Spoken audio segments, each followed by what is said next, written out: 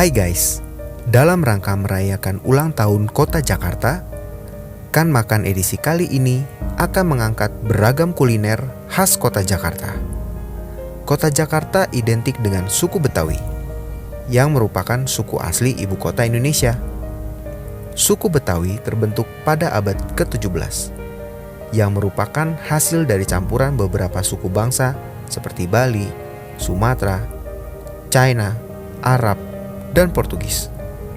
Unsur-unsur budaya kelompok etnik atau bangsa itu berasimilasi dan melahirkan budaya baru yang tampak dalam bahasa, kesenian, kepercayaan, cara berpakaian, termasuk dalam makanan khas Betawi.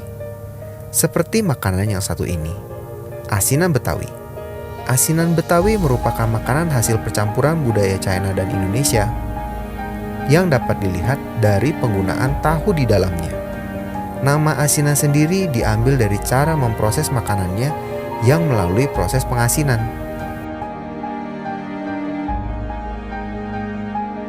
Jadi waktu gue nyampe di tempat yang jualan asinan ini, satu hal yang gue notice gitu, yang cukup obvious adalah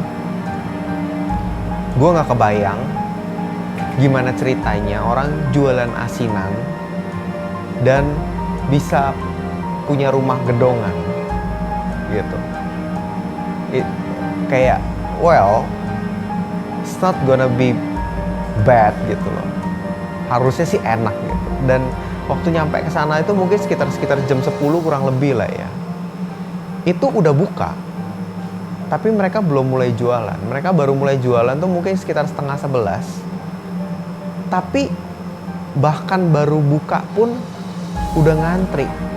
Udah ada yang mau beli dan udah nungguin di sana gitu. Dan waktu mereka mulai jualan sekitar setengah 11-an baru mulai jualan itu, antriannya itu literally mengular gitu loh. Cepet gitu. Cuman banyak yang mau beli dan banyak ojek online juga ada di situ, dan mereka sekali beli tuh bisa kayak 5-10 bungkus gitu loh. Banyak lah sekali beli gitu. Dan waktu gue cobain, emang asinan ini memang enak sih gitu. Maksudnya bumbunya bukan bumbu kayak bumbu kacangnya, kan ini pakai bumbu kacang ya gitu. Bumbu kacangnya bukan yang kental kayak gado-gado gitu, tapi ini lebih encer.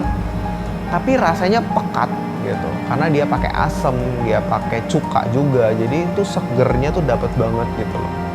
Dan ada sedikit spicy juga, mungkin dia ada pakai cabai sedikit mungkin ya gitu, pakai sayur-sayuran kayak selada, pakai tahu juga gitu. Dan satu yang buat gua jadi soulnya dari si asinan ini adalah kerupuk kuning.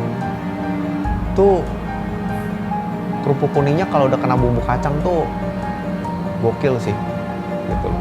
Gue bisa gitu loh makan si kerupuk ini hanya dengan bumbu kacangnya, itu buat gue udah enak banget gitu loh. Yang lainnya boleh nggak ada, tapi kerupuk kuning ini nggak boleh nggak ada kalau buat gue gitu.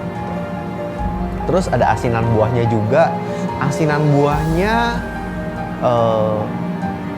mirip sama asinan Bogor yang terkenal itu gitu kan. Rasanya pedas, manis, asem gitu.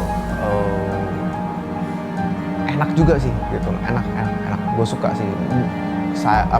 Buah-buahan yang dipakai seger gitu kan, crunchy. Jadi kalau digigit tuh masih crunchy, freshnya berasa gitu. Worth it lah. Maksudnya buat yang nggak pernah cobain asinan Betawi harus cobain sih gitu loh. Ini makanan lokal yang mulai sekarang sudah mulai sulit ditemukan ya kan. Yang gue kangen itu ada kayak abang-abang jualan asinan pakai gerobak didorong gitu. Itu gue udah literally mungkin gue udah nggak pernah lihat lagi kali di daerah rumah gue gitu.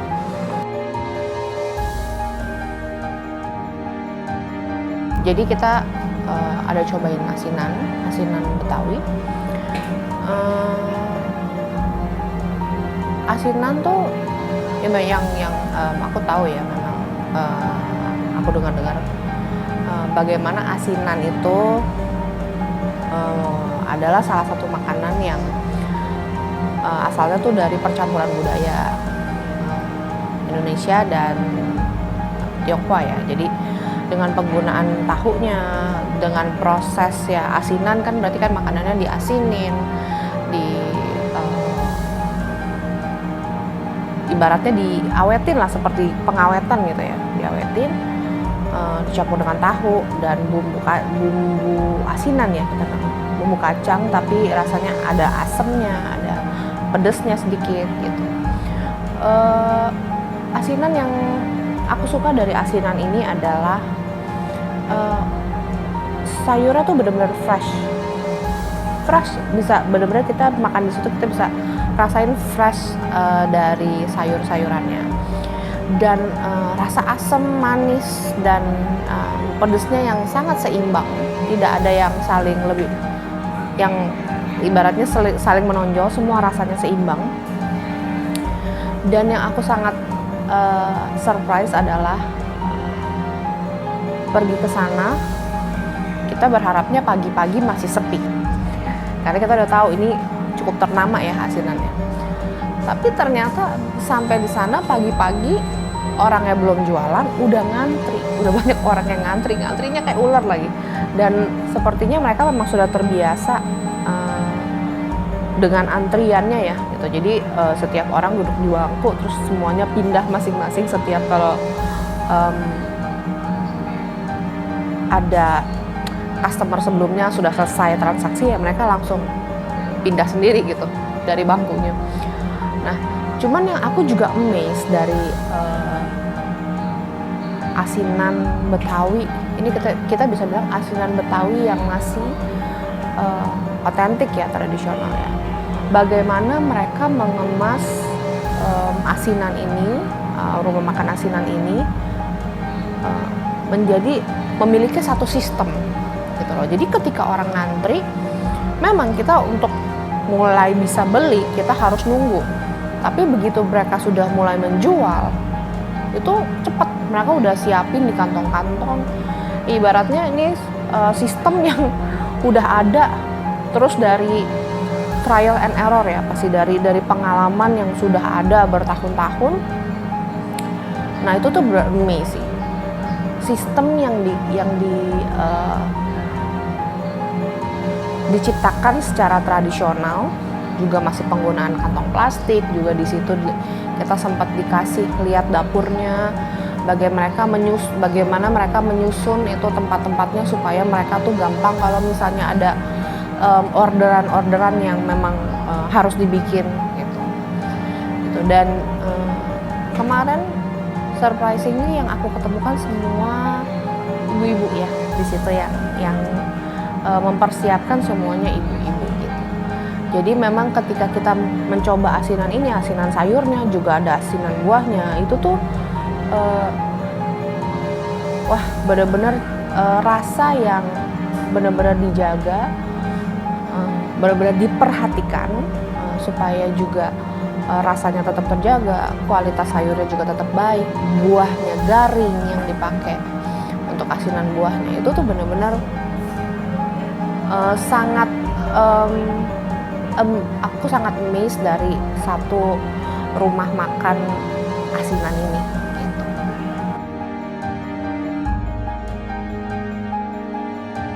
Selain asinan Betawi, ada juga kue dongkal. Kue dongkal merupakan makanan yang terbuat dari bahan dasar tepung beras dan parutan kelapa yang dipadukan dengan gula aren. Bentuknya yang merupai kerucut ini konon menggambarkan tatanan kehidupan masyarakat Betawi. Next ada kue dongkal gitu. Atau ya mungkin ada di beberapa daerah ini bilangnya awuk ya. Jadi dia tuh kayak mungkin kayak pakai apa ya, tepung beras sama kelapa kali ya. Terus itu buat yang bagian putihnya, dan buat bagian yang merahnya itu gula merah gitu kan. Disusun berlapis-lapis di dandang, terus kayak dandangnya kayak dandang kebalik gitu, kayak tumpeng kebalik gitu. Terus dikukus gitu. Nah, ketika udah jadi dibalikin sama dia gitu kan, terus dipotong sesuai porsi, dan jadi rasanya itu kenyal kayak makan kue pasar, kayak kue basah gitu. Tapi karena ada kelapanya jadi kayak ada crunchy dari kelapanya, gurih, jadi kelapanya itu kerasa pas digigit gitu. Dan manisnya dari gula merah ini jadi kayak, ya gue aja kayaknya bisa dibilang baru pertama kali kayaknya gue makan kue dongkal ini gitu. Walaupun gue udah tahu kue ini cukup lama, hanya karena yang jual itu jarang gitu loh. Gue jujur aja di daerah rumah gue tuh nggak ada yang jualan kue dongkal begini tuh, nggak ada gitu loh. Harus ke daerah-daerah mungkin kayak pinggiran-pinggiran Jakarta, kayak Jakarta Barat mungkin, atau di Jakarta Timur gitu kan, baru ada nih kue-kue kayak beginian gitu loh. Unik sih makanannya unik, dan ya gue suka sih, personally gue suka gitu. Kue basah gitu kan, cemilan, siapa sih yang nggak suka gitu kan.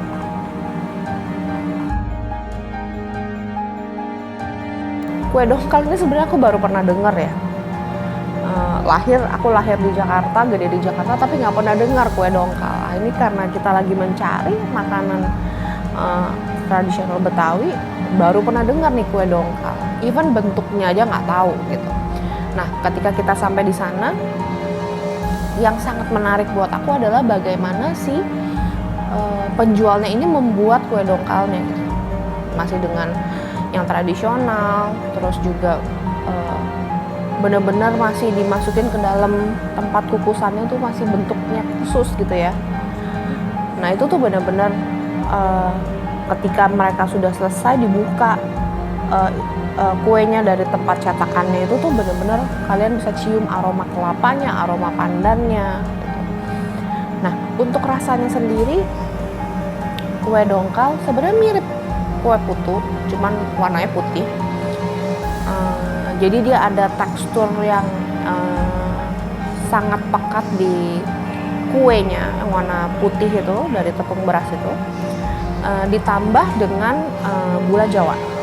Gula Jawanya yang membuat ada rasa manisnya. Nah, di situ juga ada lagi kelapa, ya mirip seperti kue putu, ada kelapanya juga yang membuat rasa gurih, jadi manis dan gurih. Sebenarnya cukup kue yang bisa dibilang bisa cukup bikin kenyang, snack yang bikin kenyang gitu, karena terbuatnya dari tepung beras. Ya mungkin dari kita sendiri atau mungkin teman-teman yang zaman sekarang apa masih pernah dengar gitu kue namanya kue dongkal gitu. Nah itu yang mungkin teman-teman boleh coba lah, itu kue tradisional Jakarta gitu. Nah, yang terakhir adalah es selendang mayang. Es selendang mayang sudah ada sejak zaman kolonial Belanda dan menjadi minuman kegemaran masyarakat Betawi serta orang-orang Belanda pada saat musim kemarau. Nama selendang mayang sendiri tak lepas dari cerita rakyat Si Jampang Mayang Sari yang muncul pada awal tahun 1900-an dengan tokoh Mayang Sari yang terkenal cantik.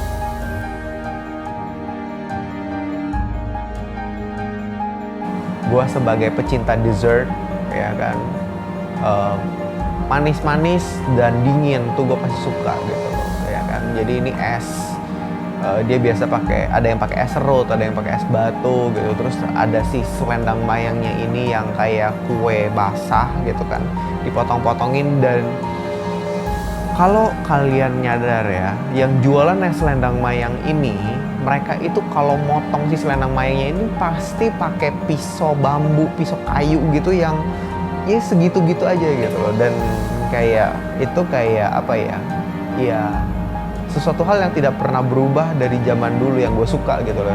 Suka aja ngeliatinnya gitu, kayak tradisional banget gitu. Dikasih santan, dikasih gula merah, ya kan. Ada mungkin di beberapa versi, kalau yang kayak gue makan kemarin itu dikasih cendol lagi sama dia gitu loh. Macem-macem lah gitu. Ya kan, siapa sih orang Indonesia yang tidak suka es campur gitu? Gue rasa ya semua orang suka lah. Tapi bedanya ini sama es campur adalah si selendang mayangnya ini gitu loh. Jadi ada tekstur kenyal lembutnya dari kue basah itu tuh ada di es ini gitu. Jadi kayak es campur dikasih kue basah, kurang lebih kayak gitu. Tapi si selendang mayangnya ini bukan kue bukan yang kayak manis ya. Basically dia tuh tawar gitu loh. Jadi karena udah dicampur sama santan dan gula merahnya itu, jadi menurut gue jadi rasanya bikin balance gitu loh. Jadi nggak terlalu manis, nggak overpowering.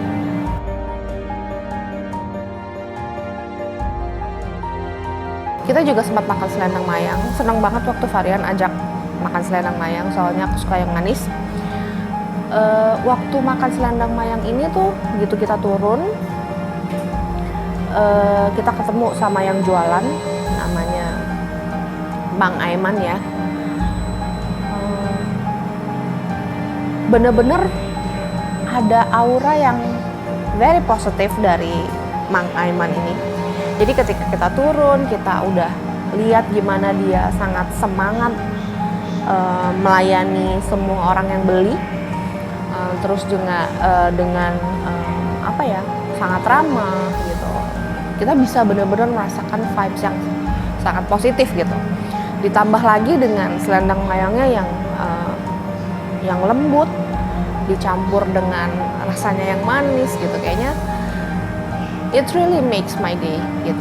Bener-bener enak banget, aku suka selendang mayangnya. Dan juga di situ kita ngobrol, dia sudah belasan tahun jualan ini, dan nggak sedikit juga dia suka menerima pesanan-pesanan gitu dari untuk acara-acara pesta ulang tahun atau misalnya gathering gitu, dia bisa terima pesanan gitu. Tapi memang ya sebenarnya itulah yang sangat aku hargai ya dari makanan lokal Indonesia. Selain rasanya yang